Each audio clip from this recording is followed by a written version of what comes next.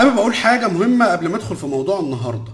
الترجي الرياضي التونسي كان بيلعب صن داونز في رادس عند المكشخين، وجمهور جبار بيلعب وسط جمهوره ومعرفش يفوز على صن داونز، رغم ان كان في طرد برضه تقريبا في الدقيقه 80. استمر، اتفرجت على الماتش كله.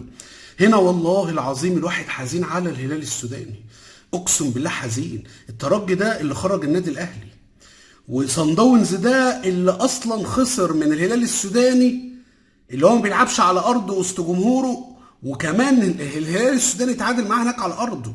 انت متخيل ايه اللي حصل النهارده؟ فانا حزين. ليه بقول لك انا حزين؟ لان البطوله دي كانت بتاع الهلال السوداني. انا نزلت فيديو من قيمه قبل ما الهلال السوداني يطلع، وقلت لكم ان الهلال السوداني بطل ابطال دوري ابطال افريقيا، هيبقى هو البطل. واخبط اللايك وصل، وبصراحه الناس اتفاعلت مع الفيديو ده، يمكن وصل للمليون مشاهده وعدى، لان فعلا كنا متاكدين من ده. عشان كده بقول لك انا حزين، واللي حزين زي بقى يخبط اللايك عشان يوصل صوتنا لكل جمهور الهلابي، ونقول له برضو ايه؟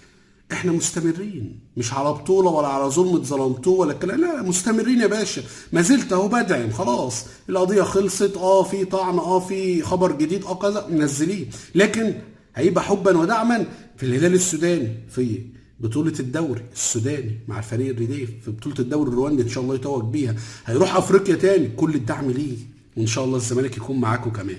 السلام عليكم واهلا بيكم وفيديو جديد. ومعلش لو طولت عليكم في المقدمه، لكن كان بجد مهم جدا الكلمتين دول ان انا اقوله لكم. لكن في البدايه ما يحلى اي كلام الا بذكر الله، لا اله الا الله. صلى على حبيبك النبي عليه افضل الصلاه والسلام، برضه عشان يحلى الكلام.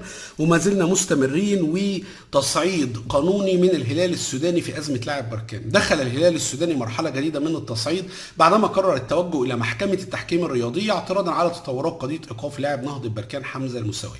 وابتدت هذه الخطوه في اطار سعي النادي السوداني لحسم النزاع قانونيا، املا في استعاده حقوقه بعد سلسله من الاجراءات اللي اعتبرها غير منصفه، مع ترقب لما ستصفر عنه قرارات المحكمه خلال الفتره المقبله.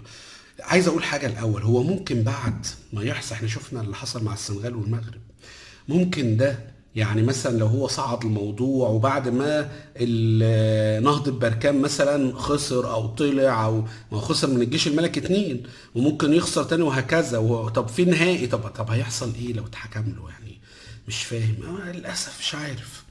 نكمل. واوضح بيان رسمي صادر عن الهلال ان قرارا صدر برفض طلب اتخاذ تدابير مؤقته، وهو ما اعتبره الفريق اجراء اوليا لا يمس جوهر الاستئناف، مؤكدا استمرار مسار القضيه امام الجهات المختصه. واشار ممثل الهلال القانوني الى ان النادي لجأ للاستئناف بسبب مشاركه اللاعب في مباريات حاسمه رغم خضوعه لايقاف مؤقت من لجنه الانضباط التابعه للاتحاد الافريقي لكره القدم، وهو ما اثار اعتراض اداره النادي. كما كشف البيان عن نيه التقدم بشكوى رسميه ضد رئيس لجنه الانضباط على خلفيه قرار رفع الايقاف قبل احدى المباريات بساعات قليله دون توضيح الاسباب. واختار الهلال وهو ما اعتبره مخالفه صريحه للوائح المنظمات. ولم تتوقف الاعتراضات عند هذا الحد، اكد النادي ان الاجراءات اللي جرت خلال جلسات الاستماع شابه العديد من التجاوزات، من بينها منع الفريق القانوني من ممارسه حقه بالكامل في الدفاع، وهو ما صفه بانتهاك واضح لمبادئ العداله.